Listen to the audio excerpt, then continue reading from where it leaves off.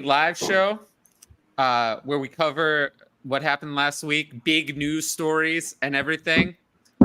We answer your questions in the chat. I see that there are no questions.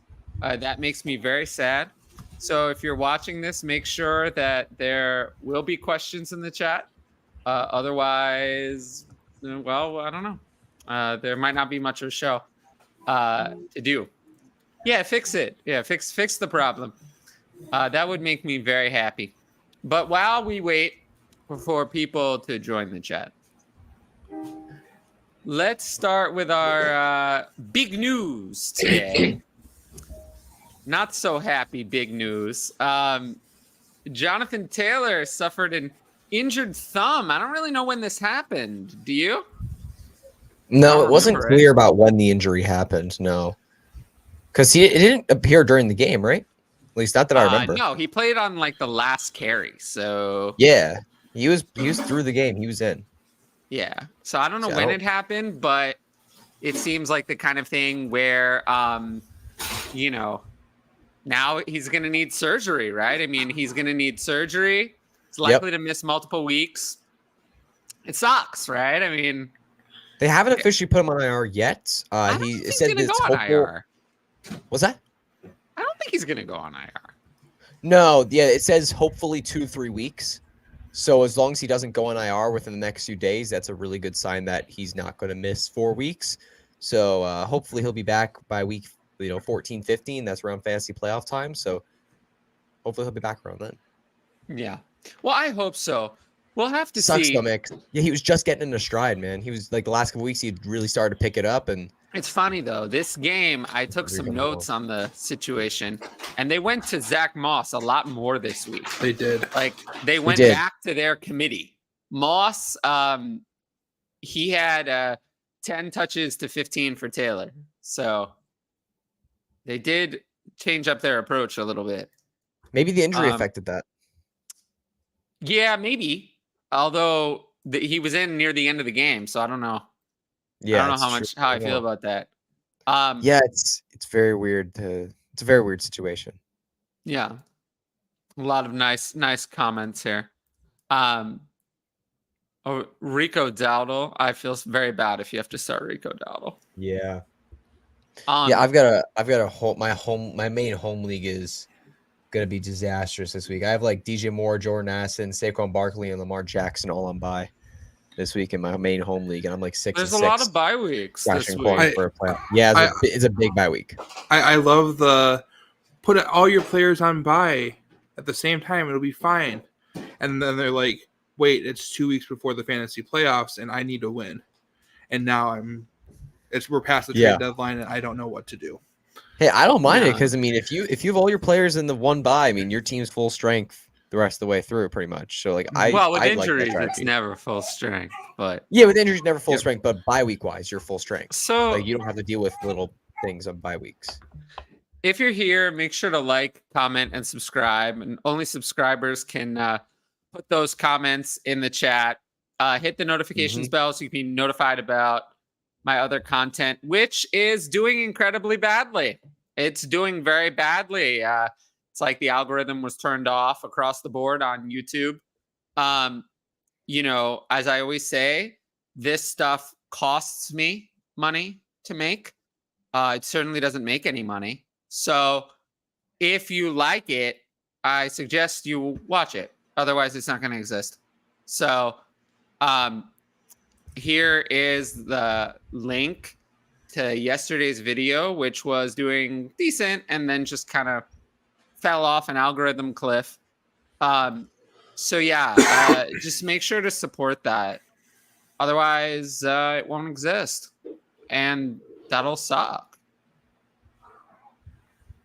I'll go on a vacation. We all love vacation. I heard about your trip to New York, Hutch. Yeah, a big day trip to New York a couple days ago on Sunday. The family and my girlfriend actually had to join as well. We went to New York, and it was a heck of a day, dude. I got very near where you were, actually. It was right by it. I mean, because well, it's not. We were doing like I mean, I was near where you were. Oh, okay, yeah. When we were Tyler, when we were at the Scott Fishbowl draft at that time, when I went to New York last, my mom and my brothers, because they weren't at the Scott Fishbowl draft, they didn't stay because they don't like football, they don't care. They went to Chelsea Market, and they hung out there, and that's where we went for one of our parts of the day trip. We went to Chelsea Market, and we hung out there. I love Chelsea Market. Oh, it's so amazing. And I got this. I posted on Twitter a bit ago. I wonder if I could bring it on here. I got this super freaking cool jean jacket, man. Like, I'm not like a crazy jean jacket guy. I've never been, but they the company was called Snow Milk, and they hand make everything, like t-shirts, pants, hoodies, jean jackets, whatever it is. And they hand make everything. Everything's one of a kind. Like, whatever you buy, they don't make another one of those. That is it.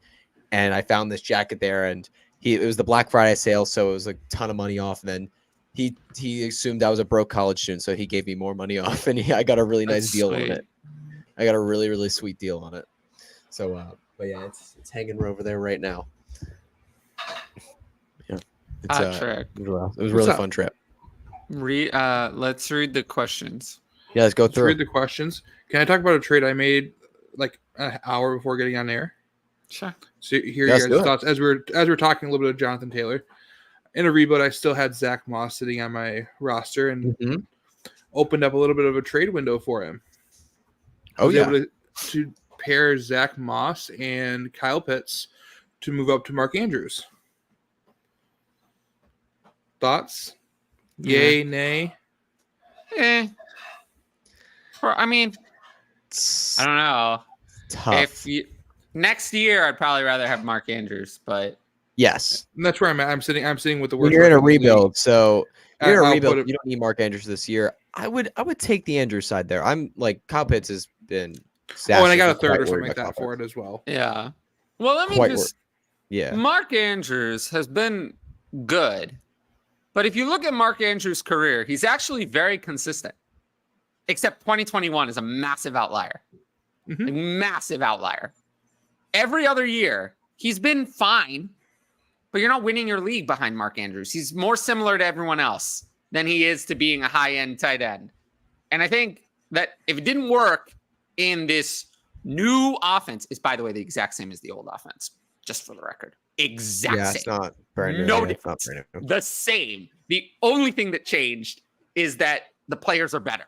The personnel is better. Yeah, it's not much. The offense is not changed. Zay Flowers is better than James Prochet. What? Yeah, Zay Flowers is a huge upgrade, and I think is the main thing that's different. But Mark Andrews has not been different at all. You know, he has been very consistent throughout his time in the league. He's averaged, between 50 and 57 yards per game in 4 of his last 5 seasons, excluding the rookie year. And then you have that one outlier, 2021, where he was insane. But all the other years, between 4 and 5 receptions per game, between 50 and 57 yards per game, very, very consistent. This is what he is. It's not going to be different. That is what he is. It's not going to change. So you have to decide what that's worth in Dynasty. And he's someone I struggle to value. Yeah, that's very fair. I mean, and he's also, he's up there in age. He's gonna be 29 next offseason, or will he be turning 30? He'll be turning 29. He's 29 in September. He's turning 29, right? Yeah, he's turning 29. In September. Yeah, 29 September. So yeah, he'll be 29 September, which he's still got a couple good years. I mean, tight ends can go a little bit into their 30s. So you still got a couple. I would take Mark Andrews in that trade though. Still, even after let's all. Let's move on to the questions in the chat. Another tight end question. Recently traded Kincaid for McBride in 2 early 24 seconds. How do I make this banner go it's not looking the way I want it to look? Let me mess around while you answer that a little bit. Yeah. Okay. So I would take McBride in the 2 early 24 seconds because I love Kincaid. Kincaid is amazing, but McBride has also been good. Well, I don't want that. We could always do it this way. Yeah, but then we could. This might be better. And then I would. Yeah, that's fair. I would take McBride's side because I think overall it's worth more. It's worth more. I think the value is there. Kincaid is maybe a half tier above McBride. I don't know if I would say they're in the same tier, but I don't know if they're a full tier apart, if that makes sense. So I would take the McBride side. Yeah, I would completely agree. I mean, McBride, since Murray's been back, has been an absolute monster for fantasy football, and Kincaid's been great, but both of them are really, really young. I mean, Kincaid, remember, he's a little bit older. He's still 23, I think. McBride's still pretty young as well. They're around the same age range, and they're both putting up really, really nice numbers. There's not a humongous difference between these two. My concern with McBride, and I do like him, and I do not think he's going away, but I have a concern with McBride in that the Cardinals have more target competition, whereas with the Bills, it's very possible that no matter how many players you replace him with, if Stephon Diggs is gone, there is less target competition, even if he's replaced with 3 different people. So that's the thing that I think the Cardinals could go for Marvin Harrison Jr. this offseason. Like, I think there is a universe where you could have a successful NFL offense where Dalton Kincaid is the best receiving weapon on that offense. There is no universe where you could have a successful NFL offense where Trey McBride is the best receiving weapon on that offense. That offense would be a failure. That offense would not be good. Trey McBride is not on that level. He does not have the athletic ability of Dalton Kincaid. That he just doesn't. Yes. He does. He's not that. So he's good. I think Trey McBride, the way I think of him, is slightly less talented Sam Laporta. Sam Laporta is more talented. He showed more earlier. Sam Laporta adapted to the NFL immediately. It took Trey McBride 1.5 years. So that's kind of how I see Trey McBride is more similar to Sam Laporta. The only difference is that Sam Laporta hit the ground running. So what is Sam Laporta's year 2 going to look like? Could be even better. Trey McBride took a little bit of time. Maybe it's not going to look, maybe that's saying something, that this is more the peak of what we're going to see. I don't know. Either way, I really like Trey McBride, but I will say that the Cardinals have a lot of opportunity to gain receiving weapons. They have Michael Wilson, who I think they like and they're going to, use. They have Hollywood Brown, and I do think they are going to retain Hollywood Brown, even though his contract is up. Hard to find receivers like Hollywood Brown. I mean, there aren't that many. I think they're going to try to retain him. It's the kind of thing in today's market. Hollywood Brown, is he worth the franchise tag? Probably not. Might they do it anyway? Maybe. I don't know. We'll see. It's hard to let someone like that go. And then they have a pick at 17 and at 2. If they get Marvin Harrison Jr., that would hurt Trey McBride significantly. I like Trey McBride, but he's not immune to, at the end of the day, most tight ends are not immune to their circumstances. To be honest, only Travis Kelce over the last few years has been. Everyone else is dependent on their circumstances. So we have to look at who's the most likely to keep that top target role. And I just find that Laporta and Kincaid are more likely. The odds of the Lions bringing in a very significant wide receiver are so low. Yeah, no. Well, they have the budget money for an extension for Amon-Ra. That's part of the problem. Is that Amon-Ra, this is year 3. They're going to need a budget, a massive extension for Amon-Ra. So they're not going to be able to afford another massive free agent. They're going to have to go back to the draft to look for someone. Yeah, because the Bills have Diggs right now. I mean, for the next couple of years, and Diggs the Lions have Amon-Ra. What's that? They're not going to have Diggs in 2024. Diggs is going to be somewhere else. You don't think so? Oh, I don't think so, because it's very clear that Stephon Diggs has had it with. I think that the whole Bills experiment was like this. I don't want to call it an experiment, but this was their last chance with these people. This Stephon Diggs acquisition, the Gabe Davis situation, the coaching staff. Clearly, that was a failure. It didn't work, right? It didn't work. The coaching staff was a failure. A failure. I mean, a total failure. You would say you had a great opportunity, and they really didn't get anywhere near where they wanted to go. This year, they're not going to make the playoffs. Stephon Diggs, I think we're at the end of the rope there. I think you kept it together this last year, but I think it's over. I think he's going to need to go. And I think they're going to start over.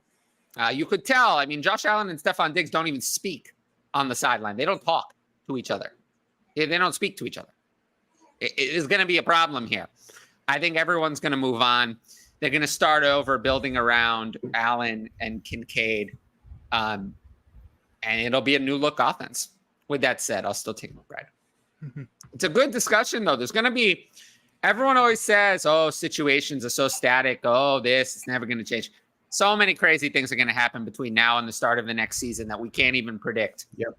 You know, so you have to, it's why I always say talent is a very important part of evaluating Dynasty, because situations change, but talent doesn't as much. I do really like that tear down. I like the way it's formulated. That's textbook. Yeah. Get two good liquid Absolutely. assets and embrace the slight tear down. So Next. Kenneth Walker, is he playing this week?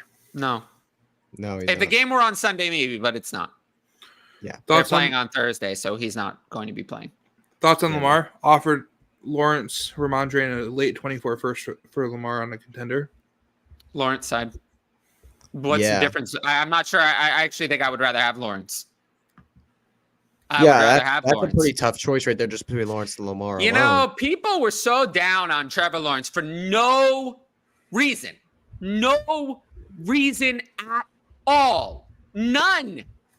This is his best year in yards per attempt. It's the best in yards per game. It's just because a little touchdown regression didn't go his way that people were so frustrated with Trevor Lawrence for no reason. Yep. None at all. Yeah. I really didn't understand it. And I would rather have, I don't know how we're going to fix the banner now, but I would rather have Trevor Lawrence, because I think we've seen that Lamar is not going to deliver the consistent high-end fantasy production. Now, don't hear what I'm not saying. The Ravens can win with Lamar Jackson. They're winning right now. They're one of the best teams in the AFC, if not the best at this stage. But that doesn't mean that just because you're the best team doesn't mean that you are the best fantasy quarterback. And he has not been. They run with the running backs consistently. They don't use Lamar Jackson at the goal line as much as we would like in fantasy. And then there are these bizarre games where the Ravens defense is so good that it scripts Lamar Jackson out of the game entirely. So for those reasons, and Lamar's not going to start running more as he gets to 27, 28, 29. It's not like he's going to improve. It's not going to get better. If it didn't get better this year, it's not going to. It's not going to get better. So the best of Lamar is in the past. And I don't think 2019 was now 4 years ago. And he hasn't been a difference maker on his own since 2019. Now, that doesn't mean he's not going to be good. And that doesn't mean he's not going to have great weeks. But why wouldn't I take this offer? I get a running back who Ramondre Stevenson had a great game last week. Trevor Lawrence has been playing well lately, now that the touchdown regression has gone away from Travis Etienne and towards him. And a 24 first is nice. So, yeah, this is an easy accept. We don't need to spend any more time on this one. Agreed. Landing spots for T. Higgins and Michael Pittman Jr. Banner. I keep I'm looking around for different things for it. It's okay. We'll figure it out. I'm using Google to try and help me, but it's a little better. Oh, that's all right. That's good. better. Oh, where was that at? It's in theme. It's under Bubble. I use Classic when I'm solo because it's bigger, but we can use Bubble for group show. Go ahead. Where do you want to see T. Higgins and Michael Pittman Jr. land next year? I think I saw this on your X account. Me? Something with T. Higgins. Oh, I mean, I don't pay attention to X anymore. I mean, a lot of people tweet. What I do on X is I tweet something and then I just mute it immediately. A lot of people respond. There's a lot of attention, but I don't really pay much attention to what's going on X and not interested in X. There's a lot. It's toxic wasteland of nonsense on there. But, we can talk about what we want to happen, all that we want, right? That's really an irrelevant conversation.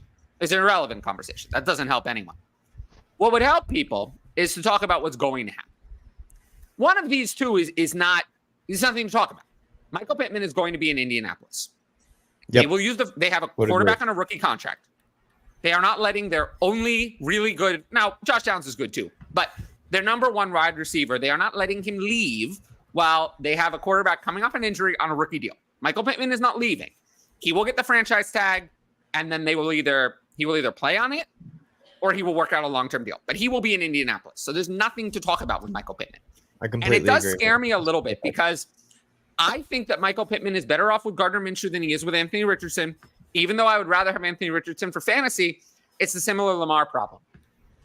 I think that there's going to be a lot of running. It's going to be tough. And with Josh Downs being good, it's going to be even tougher. Michael Pittman has had a lot of volume. And the problem is, if the pool is so tight, one of two things has to happen with Anthony Richardson. And I think they're both equally likely, but one of these two things is going to happen. Either Michael Pittman is going to get the volume and Josh Downs is going to be completely irrelevant, or they're both going to get the volume and neither of them are going to deliver exactly what we want. I think it's the second thing that's actually going to be the thing that happens, because Josh Downs is too good to ignore. He's been impressive. He's been really impressive. You kind of see what happens when you have multiple good receiving weapons in a rushing quarterback offense. It's hard, unless you're super elite. Like, there's a level where it doesn't matter. But I don't think Michael Pittman is quite on that level. Like Jamar Chase level, or even Garrett Wilson. Like he's not on that level. He's the next group. Like if Jamar Chase is tier A, Garrett Wilson is probably in talent-wise somewhere in tier B. Michael Pittman is in tier C, tier C of NFL receivers. Solid number ones, but not on the elite level. As for T. Higgins, that one is more interesting. I think everything is on the table. I think signing a long-term deal in Cincinnati is on the table. Depends on what that costs. Mm-hmm. The franchise tag being applied and trying to run it back for one more year and seeing if they can hold it together and then dealing with it after 2024, that's an option. Applying the franchise tag and looking to trade him as a choice, I think that's on the table. Those are kind of the options. Letting him, not franchise tagging him and letting him leave for nothing, I do not think is on the table. I don't think that's not an option. No, he's too valuable a player. They wouldn't let him just walk it back. Wide receivers like that are so hard to come by. You cannot just find one. Yeah, no, you can't. He has so much value that even on a franchise tag contract, another team would consider. The thing is, the interesting thing is, I do not think that they will get maybe they will. I was going to say, I don't think they would get a first for T. Higgins. Maybe they would. I don't know if they would they might have to give something with like a third with Higgins to get a later first. Yeah. Just because he's going to be expensive. Our first would be a pretty crazy deal. That would be expensive. Well, I just feel like is an NFL team paying a first for T. Higgins is great to have, but for the right to pay T. Higgins $20 million a year, yes, exactly. I don't know if you would pay a first for that. That's the thing. Yeah. But my guess is he gets franchise tagged and he stays. Yes, that would be my guess. Because the thing is, they Bengals also have the cap space for it too, going into 2024 with roughly 70 million. But you can move the money around. You have a long time to clear it. They're sitting at 70. They're sitting at 70 million open. Well, but whether they're sitting at 70 million or not, they have a lot of players they need. They do. Jamar Chase, contracts, but another wide receiver. They could, and that's something they have to deal with. But they could easily restructure Joe Burrow's contract to they can kick the can down the road to get Higgins franchise tag under the cap easily. Mm-hmm. And I would assume that they would. Look at the Saints though. They're bad. There's push it too far. Negative 87 million. Yeah, the difference between the Saints and the Bengals is the Saints don't have a franchise quarterback. When you have a franchise quarterback, it paves over a lot of problems. Did they pay $50 million to Derek Carr? Well, that was dumb. They chose to do that. That wasn't. They paid him franchise quarterback money. $160 million deal. They bury themselves with that. Yeah, I just think that I'm going to predict that T. Higgins is back in Cincinnati until I hear that he's not going to be. Yep, I would agree. Yeah, I would agree that let's say I tweeted this earlier today. Rate on a scale of 1 to 10 that he's a Cincinnati Bengal 2024. What's your confidence level? Because I'm at about a 7-8. 6. Okay. 7. Yeah, 7.5. So hopefully we're all around that 7 range that Higgins is back with Burrow next year. What any concerns with Burrow and his injury? For real life NFL, no. But for fantasy, I think he's a tad overrated, honestly. He's not overrated at all. I think in Dynasty, no. In Dynasty, no. But like, I No. think on a when you look at fantasy football, I mean, he just has to and he can do it a lot, but he has to consistently produce a ridiculous touchdown rate and a ridiculous efficiency rate to be an elite fantasy quarterback. You I know, feel like every time we draft him and redraft or draft him, you're drafting him at his ceiling. Like if you draft a quarterback that is completely in his ceiling. redraft, I'm never going to draft these quarterbacks at their price. Yes. They're all overrated, every single one of them. Yes. The thing about Joe Burrow is the second that he was healthy from the calf injury, he dominated. Absolutely dominated. I mean, we're talking about someone who was a fantasy rock star, essentially, for a 5-week stretch. I mean, there were, in 4 of those 5 games, he had either more than 300 yards or 3 touchdowns. So he was a difference maker over a long period of time. And Jamar Chase is going nowhere. So No. I do not think that Joe Burrow is overrated. I actually think that Joe Burrow is underrated. I think that, there is a significant difference between Joe Burrow and Justin Herbert. They're not close. No. Yeah, I'm not saying Dynasty. But I think people were saying recently during Joe Burrow's slump, people were saying that Joe Burrow was overrated. And now that he's injured, I see that people have moved. Oh, no, people were saying that. They were. And then they were saying that, they would rather have Justin Herbert. I think we can see that. No, that's crazy. No, but let's see. I think we can see that both teams have bad head coaches. Zach Taylor, bad head coach. Brandon Staley's even worse. But we see that one of these 2 players can overcome the situation and the other can't. Like Justin Herbert is not Patrick Mahomes or Joe Burrow. He's not. When shit hits the fan, he cannot step up to the same level. He is not as good. He's very good. He is very good, but he's not on that S tier level. He's just not. And he never has been. And he never will be. He never will be.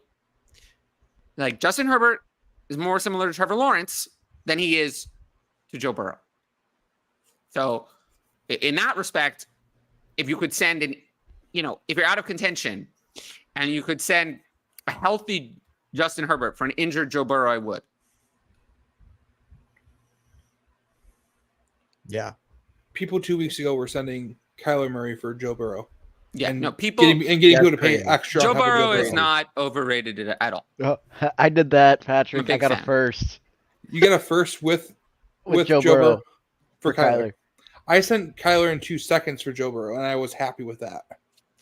That's unbelievable. Joe Burrow, before he went out injured, was challenging in my mind to be Dynasty quarterback too, because we've seen some interesting, until this past week where they played each other, we've seen some interesting things this year from Jalen Hurts and Josh Allen. Some interesting things, especially Josh Allen. I mean, some things that we saw from Josh Allen this week was very good, and I give him props. He still lost, but he was, really delivered for fantasy. But we had seen complete reckless, turnovers, messy throws that reminded me of early career Josh Allen. I had a little bit of a concern, and I still do with Josh Allen long term. Obviously, not enough to downgrade him really, but something to remember that if the legs go away, is Josh Allen really going to be an elite fantasy asset with his arm only? No, but Joe Burrow will. That's why I was thinking of making that move, and then it didn't happen because Joe Burrow got hurt. But I was close to having a change there in my Dynasty Superflex ranks. So, yeah, that's my opinion on that whole situation. But I also think you can see how far down the Bengals offense has gone without Joe Burrow as a measure of how good he really is. Yeah, I saw a stat recently. I think the record of Bengals with Zach Taylor was 4-28-1 was his record without Joe Burrow. Yeah, it's bad. Yes, Joe Burrow was very good. Yes, yeah, Joe Burrow was we know this. Really good. Just a quick, any terrible trade offers you've seen recently? How much time do you have? Let's give it 30 seconds. I mean, I have a whole thread on this in my Patreon Discord. It's called ridiculous trade offers. Here's one. Gardner Minshew and Kyren Williams for Garrett Wilson and a 25 first. That one is interesting. Give me Kyren Williams. Oh my god! Yeah. But speaking of Kyren Williams, can I expect 20 plus points a week from him for the rest of the season? No, I don't think so. I think that 20 points is a lot, and I do think the workload's going to be there. I would caution on expecting the 6 receptions and 2 receiving touchdowns, though. I find that hard to believe that that's going to continue. So, yeah, I'm going to say no, but he's a start every week. I mean, he's an RB1, probably. He's yeah, RB1 I mean, he is an user. RB1. 20 points is a lot, though. 20 points is a lot to expect. That's 20 points is a lot. RB2. That's like RB2 through 4 over the course. Yeah, of the so season. Yeah, no. that's like So the answer to top 20 numbers, points is no, but he's in, this week, to give you an idea, there are a lot of buys, but even against Cleveland, I still have him in PPR at RB7. So very high. But yeah, I mean, he's not someone that you question whether you start him or not. Now, in Dynasty, I will say he is a sell. He is a sell because Kyren Williams, we see this all the time. These later round guys take the job, and then some irrelevant challenger, Devin Singletary, comes in, and you're like, whoa, they'll never possibly become the starter, and then they do. And it sucks. And we're like, why is Dameon Pierce not playing? So it just kind of works that way, and it sucks. The Rams are a mortal lock to add a running back. They have no running backs at all. So they will add someone who will challenge. And I think their intention is not to give Kyren Williams 85% of the work. They're doing it because they have no choice. Everyone else is so bad that that's what they're going to do. I do not think that's their intention. So I don't think that Kyren Williams is going to be an RB1 in the future, but he's someone who I don't think he's going away. I don't expect him to be supplanted, if that makes sense. I do expect him to be their starter next year, but probably not at the level that we are right now. Move on. Zach says hello. He is the fantasy football chupape. Okay. Y'all can call me Big Dog. I don't think we will. I mean, I don't. Steve asks, 12 teams to reflect tight end premium competitive team. I lost Mandrews, moved him for Musgrave and 24 first, then moved that first for Kelsey. There are worse things you could have done. I mean, you have Kelsey now. You have Musgrave to kind of deal with it next year. Now, let me say this. I have a bad feeling about Travis Kelsey. Bad feeling. Very, very bad feeling that this is it for Travis Kelsey, that he's actually going to retire. I mean, all he's talked about it multiple times this year. The injuries have piled up, and he still feels all his surgeries. He's getting to that point now where he's older. Like, retirement would not be too shocking. I mean, his brother Jason is also considering it as well. I mean, he's played in the NFL for quite some time. Like, both of them could go out this year and retire. Like, it wouldn't be very shocking if that happened. Yeah, Kelsey is someone you want to.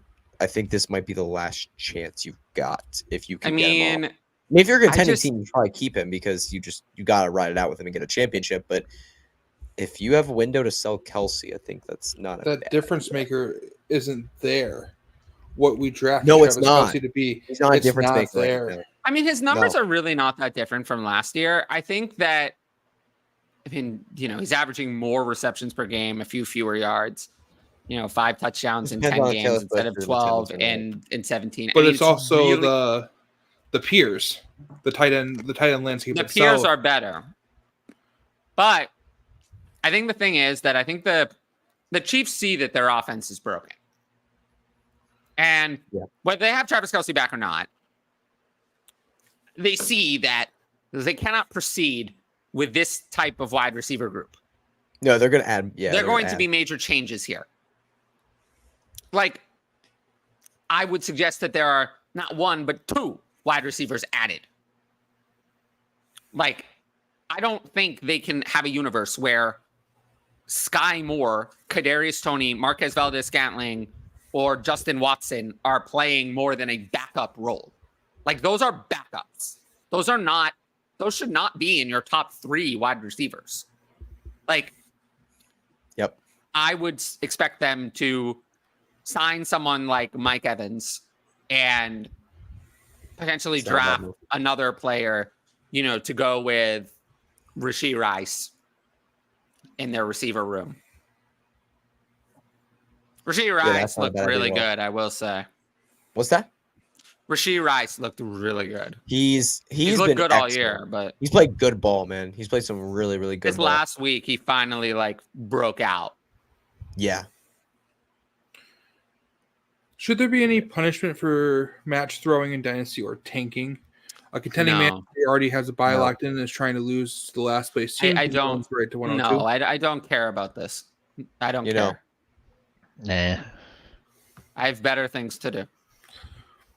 Should I trade Kenneth Walker? Depends. Should I trade Kenneth Walker? I mean, yes, but what do you elaborate? I mean, yeah. You got trade. That's a great question for the Patreon where we can look at your team. That would be nice. That's a good idea. Is Hubbard startable this week, or do I go all in on Moss? Why is Moss on waivers? Shouldn't be, but Moss is. I have Moss at RB19 this week. Yeah. So Moss is essentially a must play now with JT out. Yeah. We've seen what Moss is without JT this year, and it's worth having in your lineup. Pretty good. Yeah. Craig asks, should I try Lamar and Nico for Stroud and Olave? I mean, you could try it, but only a fool would accept it. I'd rather have Stroud over Lamar easily, and I'd rather have Olave over Nico easily. So, yeah, you can try it. What's the worst they can do? Say no? Yeah, I mean, the worst they can do is say no, so there's nothing to lose. But, I mean, there's definitely worse. It says no. If you're still at a point in Dynasty where you're valuing Lamar over Stroud, are delusional at this stage. Patrick. That's just saying this is wrong. That's you're valuing them wrong. Worst they could say is no. They decline your offer. They put it in the chat. You get kicked for lowballing, and then you're out of the league. Worst they could say is no. Does that actually happen? No. Would be pretty amusing. That would be.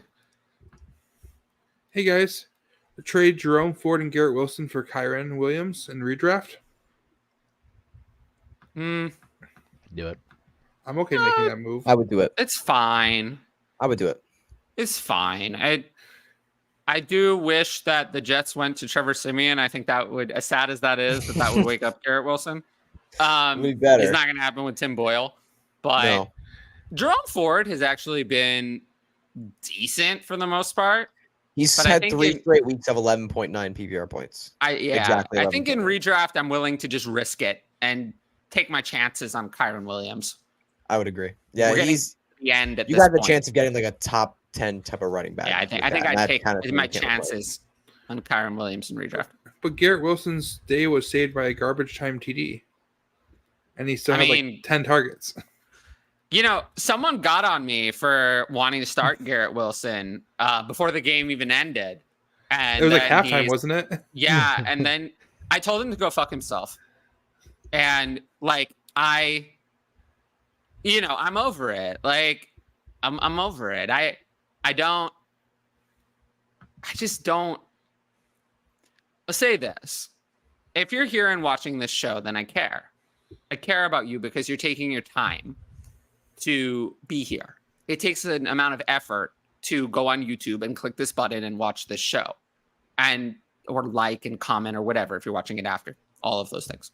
Ask questions in the chat. It takes an amount of effort to do that. It takes no effort to ask me a question on Twitter. That's easy. Anyone can do that. It doesn't imply any sort of support for me in any way. So if you come back at me in a way that's negative, I don't need the follower count anymore. It does nothing. Under Elon, it does nothing. It does nothing at all. 0. I stopped even trying to grow my Twitter following because there's no benefit to it. So if you come at me with something that's negative, I'll just block you. It's telling me that you're probably never going to watch my YouTube and you're never going to sign up for the Patreon. So what incentive do I have to interact with you? Nothing. Nothing at all. Nothing. You just are making me feel negative. So why would I interact with you then? You're never going to be a customer. You're never going to watch my show. So yeah. Speaking fire. Moss or a 25-second on a contender? Moss. Yeah. Yeah. You're contending. Yeah. I mean, you do what you I got to get do. best buy. Take your shot at Moss. In Yeah, you do redraft, what you got to do. I just won 5 in a row and still barely hanging on to the 6th playoff spot. Lost Watson and Andrews last week, but managed to squeeze a win with Jonnu Smith scoring 0 this week. Yeah. Who should I stream at tight end going forward? Juwan Johnson, Tucker Kraft, Pitts, or Mayer? Well, it's not Pitts. I think I'll this go, week Juwan Johnson's not Juwan terrible Johnson. start. Yeah, this week, especially against Detroit, they're pretty weak against tight end position overall in the year. Michael especially Myers lately. on bye, so it's not him. Yeah, that's also true. Tucker Kraft, I mean, Juwan Johnson's the guy. Tucker this Kraft week. was like fine, but I saw more of an emergence from Christian Watson than Tucker Kraft. Yeah, Watson's And been. the Watson's Packers are been not jumping becoming up. a offense we're excited for. So we're not going to want the third or honestly probably fourth option in the Packers passing game. Yeah, we're not. I saw a trade where someone gave Shakir and a mid-ish first for Derrick Henry. A 6th place team. Wow. Okay. Probably wouldn't have done that. Mhm.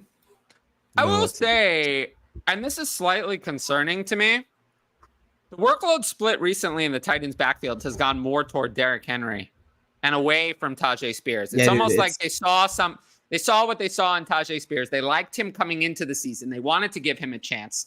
They saw what he could do, and they were like, no, thank you. They Yeah, were I've like, been no, talking about thanks.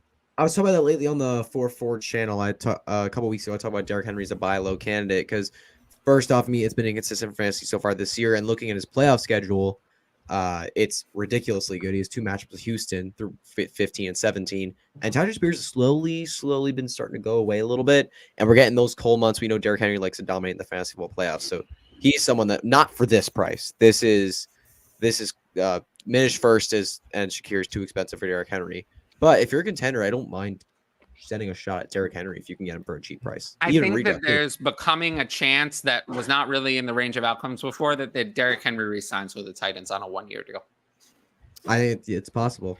Like, Yeah, it's possible. I do think that Tajay Spears is potentially quite, I've moved him down a little bit, but I might, we might have to see about moving him down more.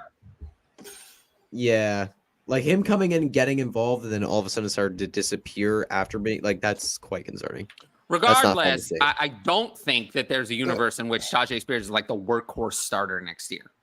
Like, I think if they don't retain Derrick Henry, that they're going to add someone else either on par or ahead of Tajay Spears. I don't see Tajay Spears becoming, special. If I remember correctly, the shift back away from Tajay Spears happened as Will Levis took over. So I think having that more I believe that's correct. Yeah. having that more veteran in that backfield, making sure you have a star somewhere on the field ready to take the ball from you, even if he is only getting 2 or 3 yards per carry, it still has a lot of value for a young quarterback like Will Levis. And I don't want to just give up on Tajay Spears. It's not like Tank Bigsby, who's just been invisible, evaporated from the entire offense. I mean, he's been out there in every game and participating, but I do think if Derrick Henry leaves, I would love to take that opportunity to get rid of Tajay Spears because he's not someone like I don't think Tajay Spears is going to join the ranks of the running backs we can trust in Dynasty, which right now is about, I don't even know, like 6, 7 players. I mean, I don't think he's ever going to join that group for me. So go ahead. All right. Scribbles asks, is Geno Smith worth anything in Dynasty? I mean, yes. I mean, he has a value. What's the percentage chance that you think that Geno Smith is the Seahawks week 1 starter next year? 65. Yeah, I think it's still above. It's 50, hard for me to see what the 35. alternative is. That's the thing. What's the Yeah, alternative? yeah, that's the only problem. There's no True. alternative. Yeah, that's it. There's no alternative. I want to say 35 though. I You don't still- know. you I gotta catch the vibes. What are they gonna He's- do? He got a contract this year. It's not a terrible contract for the Seahawks. I want to see if they get For- out of that. for Wait, a they still fully- have Denver. They have They can't- Denver's the first this problem year, is don't that they have to get out of it They do very not. early. Don't they have Denver's first this year, or am I wrong? I don't think so. Trade's over. No, that was last year.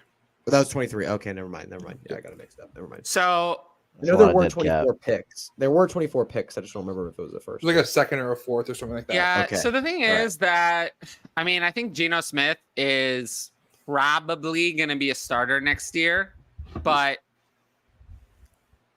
I'm not that excited about him. He's just kind of in that like meh.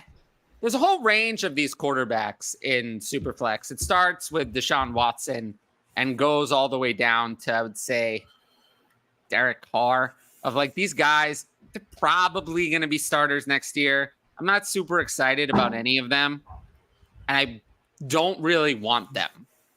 Like, I don't want them in Superflex. I'm not super excited to have any of them. And of them, Geno Smith is pretty high on that list of the ones I don't want to have. I mean, one of my least favorite in that group. So, yeah. But what do you do? That's the problem in Superflex. What do you do? I would avoid acquiring new shares of him, but what do you do with shares of him that you have? You probably, a 24 seconds not enough, and you're not going to get a 24 first. So what do you do? Probably you're stuck. Yep. The one thing I would suggest is if a team is desperate and they have lost quarterbacks, if you could trade Geno Smith for, I always hate to suggest trading for this player, but Deshaun Watson, I would do it. I would rather have Deshaun Watson than Geno Smith. Geno Smith is done. I would. When the second they can get rid of Geno Smith, he's gone and he'll never be a starting quarterback again. You might get one more year, but that's it. You're going to have, there will be, whether you can like it or not, there will be 3 more years of Deshaun Watson. Minimum. There will be. There will be. There's going to be 3 more years of it. So there's no way out. So it will be. So it is what it is. Ye ol' yikes. Yeah. Oh, ye old yikes. That's a separate question, but there is no way out. Go ahead.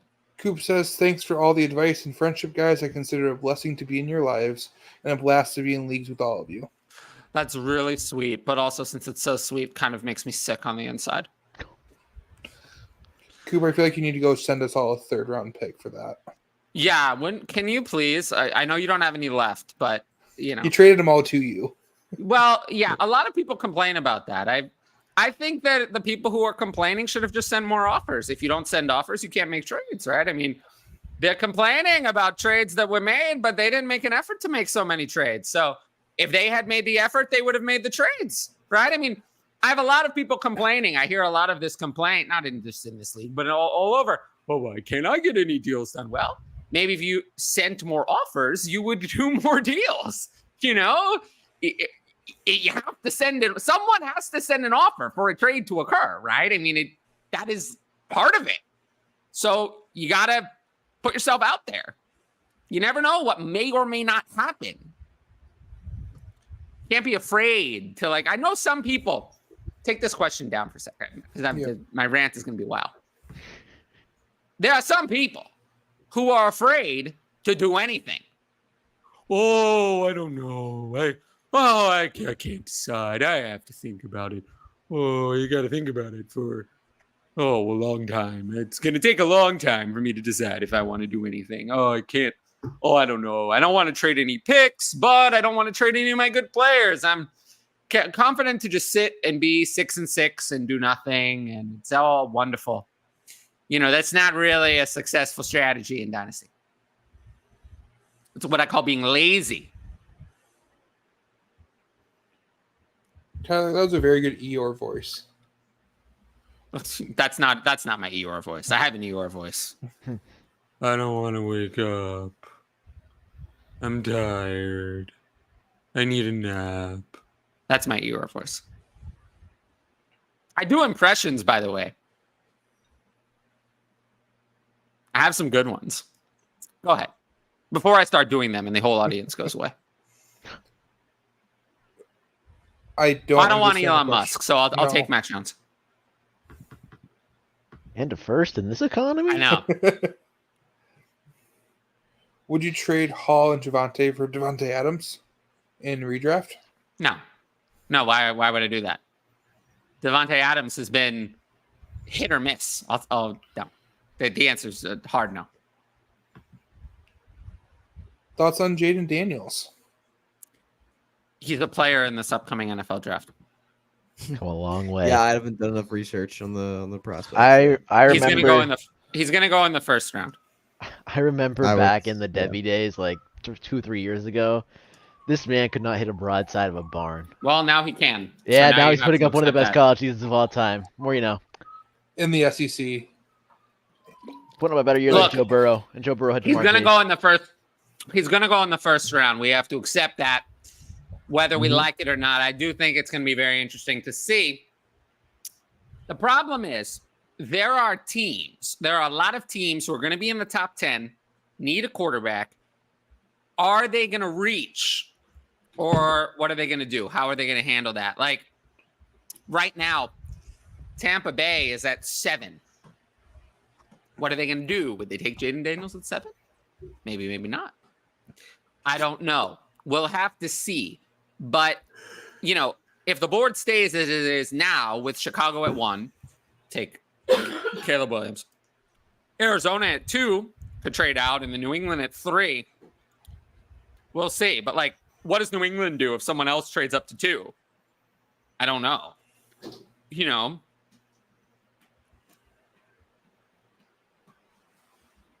But I do think this is a year where we could be surprised.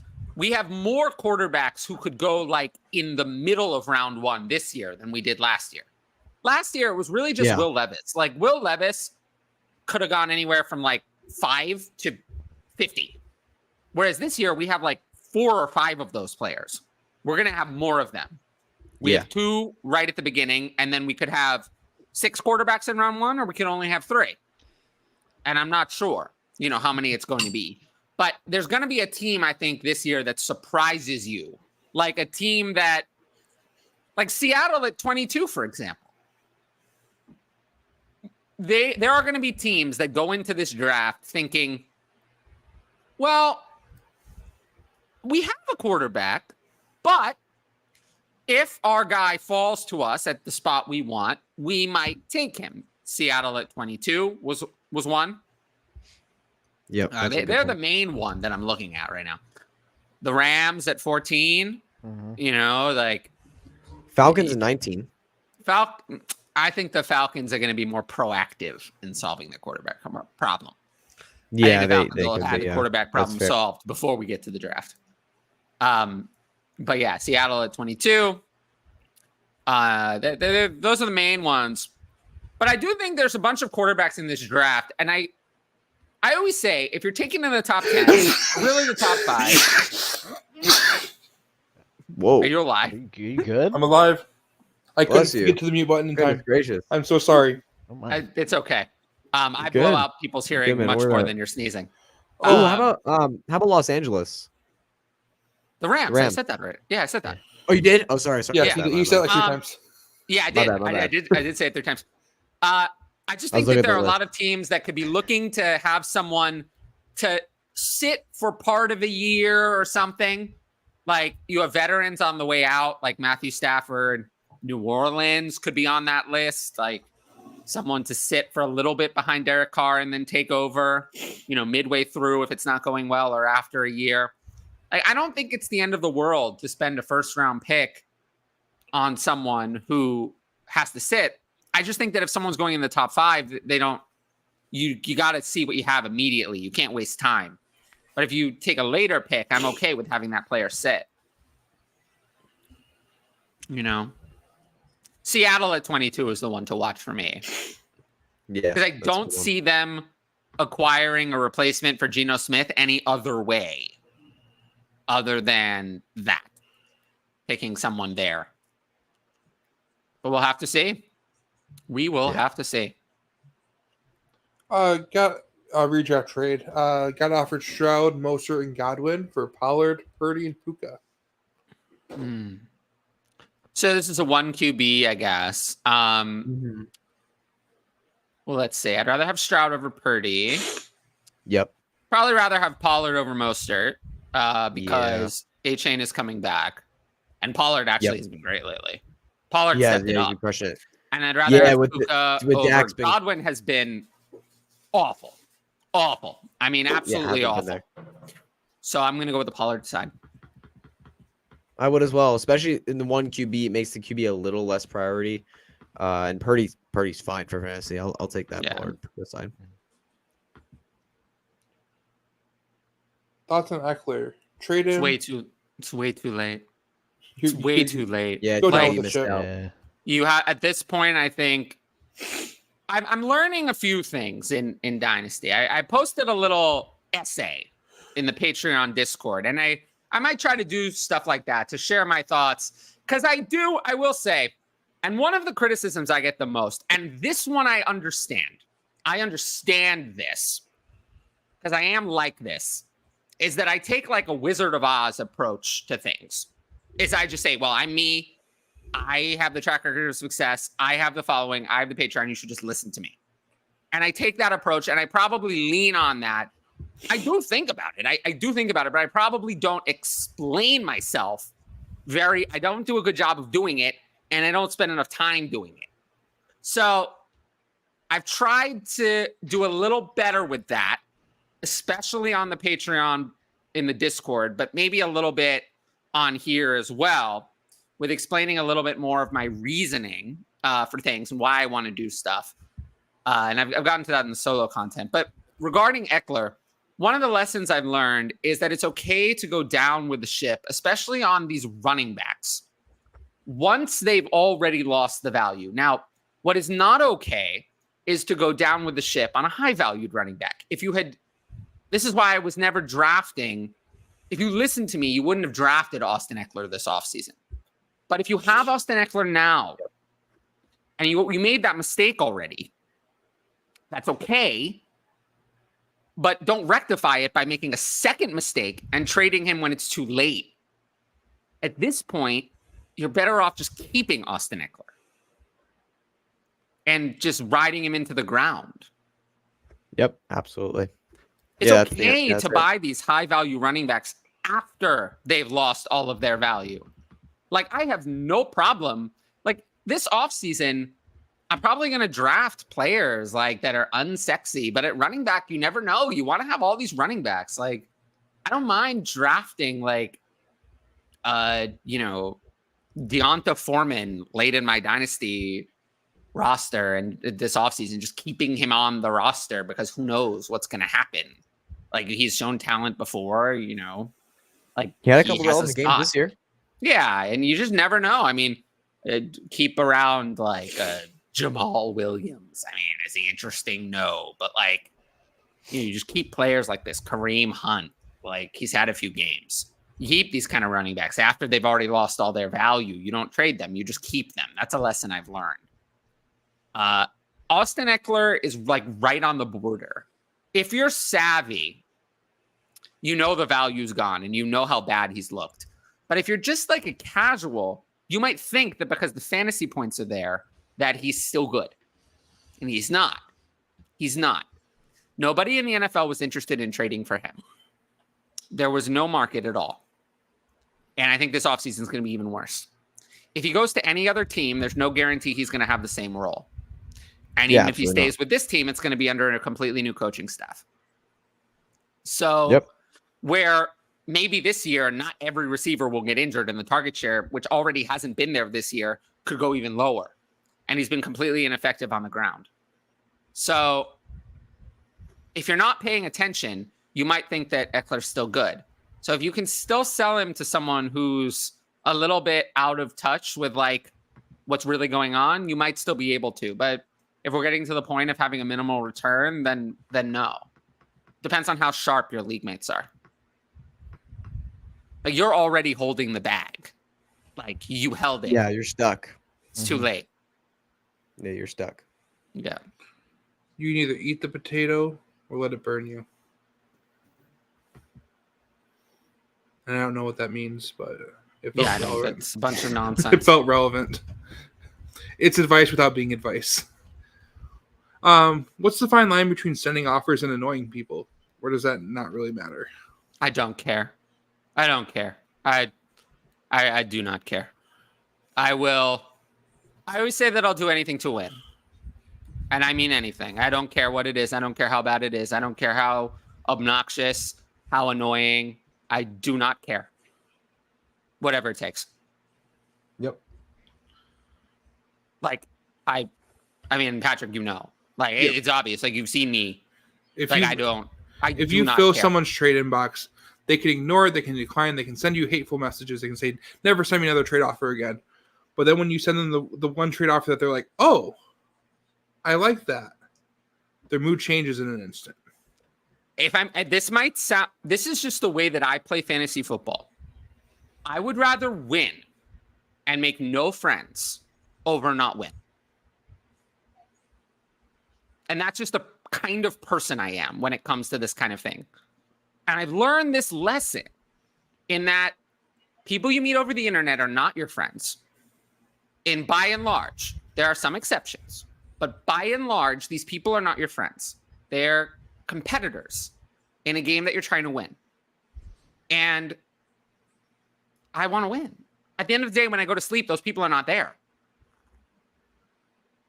I don't care if they don't like me.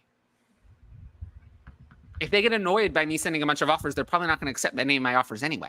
So I don't care that they're annoyed. Usually the people who get annoyed by my strategy are the ones who don't make any reasonable trades that I want to do anyway.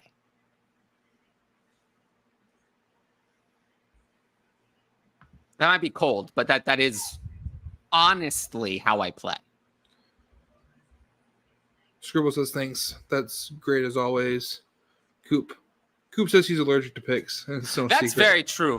But I will say that a lot of the trades that I've made with you have not worked for me. I did trade King Delaware for nothing. So that one alone is so bad that it kind of made up for all the other ones that were in my favor. But that one, that's actually not the only trade of Tank Delaware that I made, and that was a disaster. So, Did you also trade away Kyron Williams in that league? different league. Different league. Yeah. I traded Kyron Williams, and that was even worse. That actually was probably the worst trade I made all season. I just traded Kyron Williams away essentially for nothing before the season started. I also dropped Kyron Williams and Scott Fishbowl before week one. Ooh. Just like a few years ago in Scott Fishbowl when I dropped Elijah Mitchell before week one, the year that he was good. I seem to have like a habit of this. I don't know. This wasn't the best year for me, like in terms of actually playing. Like I haven't been as active. I haven't been as with it. I've been more focused on the content. Yeah, same here. Same here. I'm in too many leagues, though. It's just too overwhelming for me. Yeah. I'm just in too many. I can't handle it. Go And ahead. if you feel like you're bad at drafting, yeah, trade away draft picks. Yeah. There's no reason you have to take a draft pick if you don't. Nobody's feel like bad, you're a good but drafter. see, that's not no. But see, nobody's bad at drafting though, because that's not something that I can accept in today's world. Because everyone has access. It's not like how it was 10 years ago, where you had to actually like know things yourself and you had to have your own opinions. Nowadays, there's a wealth of information, a lot, and I am not the best at it. I mean, I'm no draft expert. I mean, I do a good job and I put in the research, but at the end of the day, like I'm not a film expert, and with analytics, I'm good at understanding it more than I am at creating it. So most of my opinions in draft season come from my research is secondary research, like research of people's opinions and analysis of the draft prospect. It's mostly, secondary sourcing because I can watch tape and I've gotten better, but I'm not going to pretend like I'm a tape expert. We know that I'm not. And with analytics, like, yeah, I can understand it, but like, am I going to be the one to build the analytics Excel spreadsheet? Probably not. That's not my area of expertise. I'm not very good at that. So, but if I can do it and use it to help me create, and then mix in my own opinions and everything to mix in and create rankings that a lot of people buy, you can all do it too. You can all create your own rankings. And I do suggest that you do that instead of just listening to what I say as like gospel or whatever. Like, I do suggest that you all do that. And there's no shortage of information. If anything, the problem now is that there's too much information. The key thing is you have to decide what's actually important. There's so much information that maybe you should have ignored the S2 score.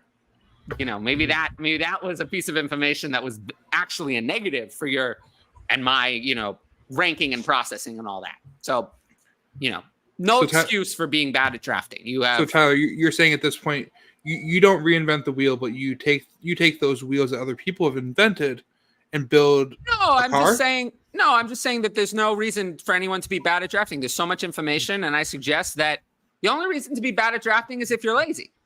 If you're lazy, then you'll be very bad at it. But if you just do some research, like, it's not hard to understand. Like, it's not hard to understand that you probably want the players who go higher in the NFL draft over lower. It's not hard to understand that you probably want the players who produced more in college over the ones who produced less. And probably players who played at a higher level of competition are going to adjust to the NFL easier than those who played at a lower level of competition. Like, these are not mind-blowing or shocking revelations. These are very simple concepts that I think everyone, it can be intimidating at first. It was intimidating to me, but I've gotten better every year at processing it and, making my own decisions. And, that's what I always say. My Patreon is not for me I don't really do it for you. I walk you through it, walk you through creating your own process and your own thoughts with my rankings and my opinions and all that stuff as a guide.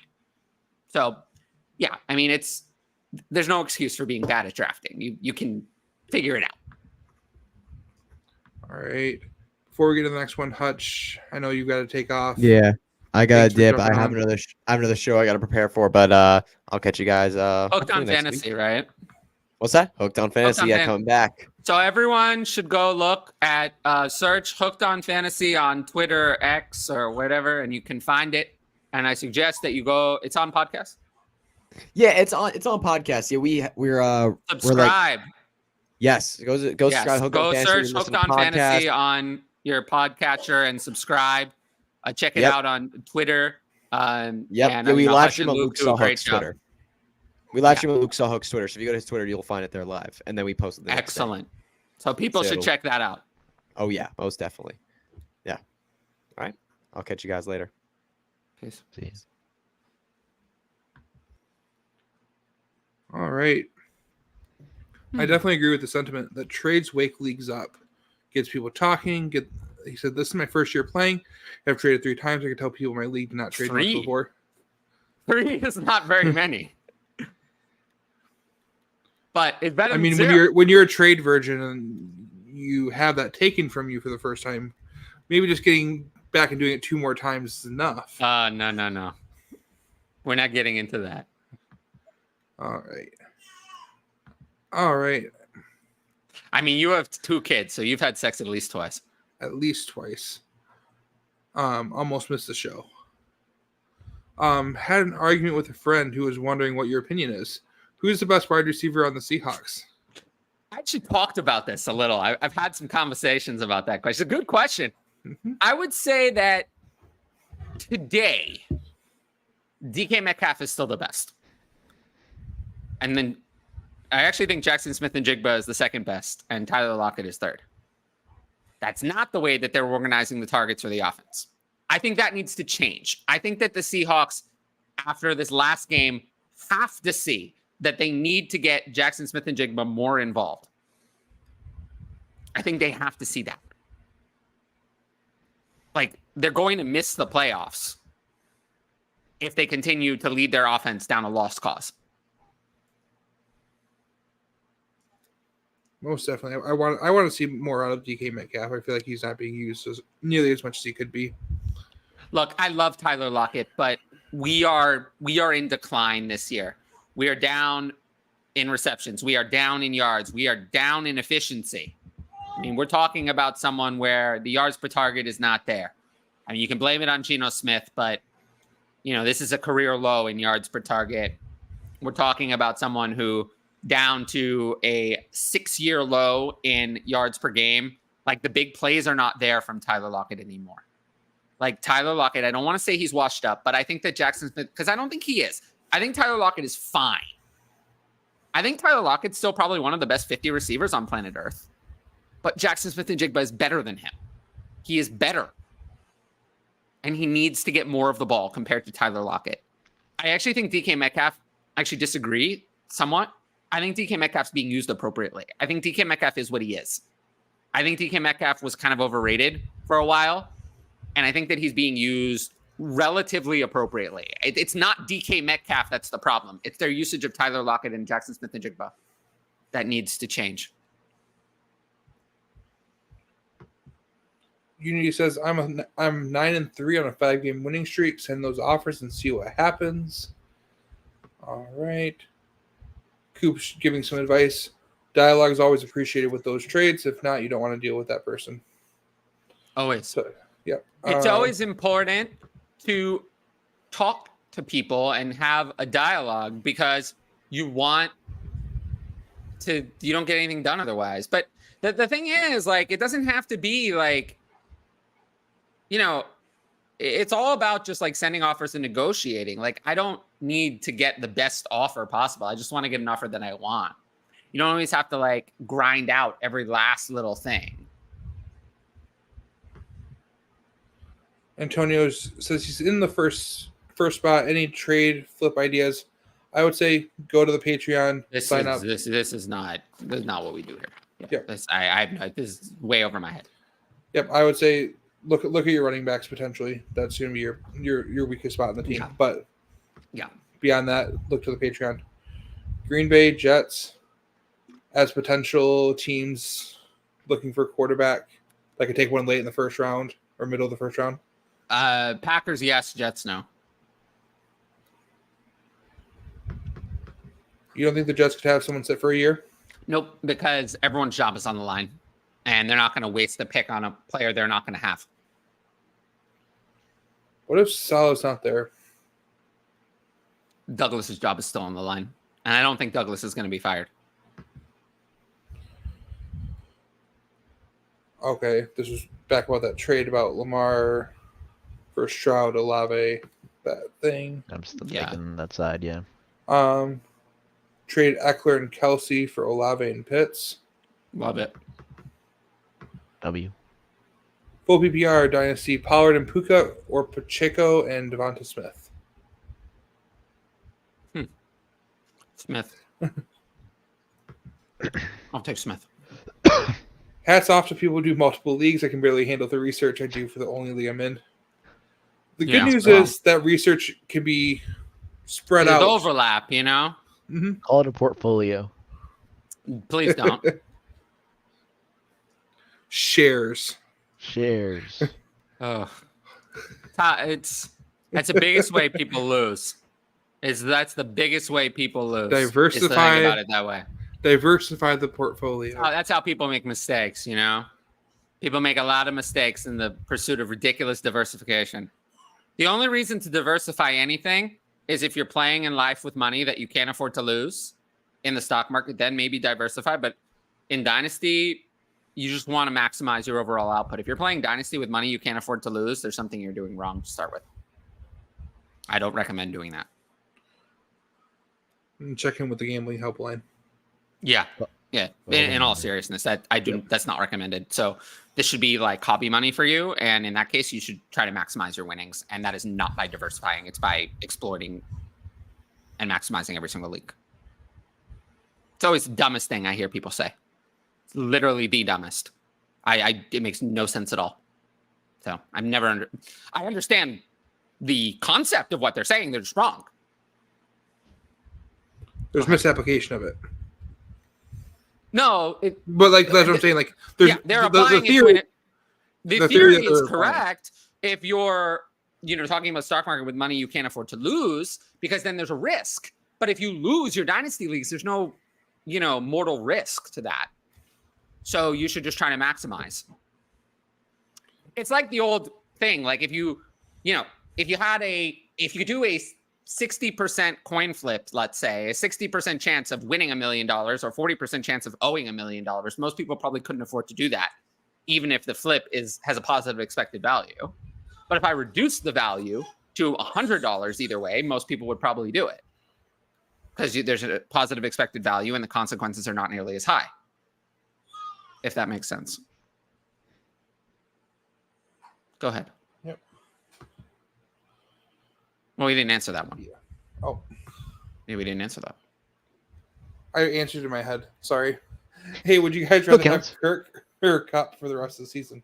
It's a good question. I would lean Cup, but it's a fair question. I would lean Cup. I think if Cup turns it around, I think the upside's a lot higher. I think we know what Kirk is. Seems like a lot to me being a first-year player. Hey, grow it into is it. a lot. Dynasty in my first year was tough, and it's even tougher now because you're going. Dynasty is a lot older now. Like I started in 2018. The majority of people playing Dynasty in 2018 had only played like a year. Like Dynasty, yes, it's been around for a long time, but it's only been even a semblance of mainstream. Not even that long. Like the 2014 draft class is like what the beginning of it being mainstream at all. And then it took a while to kind of catch on. But now you could be playing against people who've played Dynasty for 9 or 10 years easily. Go ahead. I was say theories have changed. The tricks Theories that have used to changed. work, People have gotten smarter. you can't swindle someone as easy as you could before. You got to work harder. The good old 3 and a player for a 2 doesn't work That doesn't anymore work around anymore. these Yeah, parts. that's. I still gotten a try it. little- I still try it multiple times a week, and I get disappointed when I get, Try get it the too. So rejection. I'm calling When I get myself the out. rejection notification, I still get upset over it. Bet 3 times for Patrick. Forget what we're betting on. 'Cause this was before the coin flip analogy. Yeah, I don't know. But- But props to Caleb. You got to come back on the show sometime. We got to everything in the chat, so I appreciate everyone who asked questions. Don't forget to like, comment, and subscribe to the channel, and hit that notifications bell so you can be notified about future content. We didn't get any today, but there's always the option to do super chat, stickers, and memberships. But the better option is always to sign up for the Patreon, which is at patreon.com/fantasyadvice, which you can find there. And that's my premium content. You can ask advanced questions for the YouTube channel and all of that. I also take donations on Twitter through Venmo. And additionally, I sell my spreadsheet solo if you just want that for $6 for the rest of the season. And the link, you can find that on my Twitter. And then lastly, I did this video yesterday with the top 5 takeaways from fantasy action from this week. And to be honest, it has kind of flopped in the algorithm. So if you want something cool to watch after this, go and click on that and give that a watch. It's a nice 13-minute video. Very actionable, very to the point, no tangents. So yeah, different vibe, but I hope it's a good mix of stuff on the channel. So I do appreciate everyone for watching. I would obviously take Jalen Waddle here. And yeah, appreciate everyone for watching. And I will look for videos on the channel throughout the rest of the week. And I'll see you all later. Peace out. Jeez.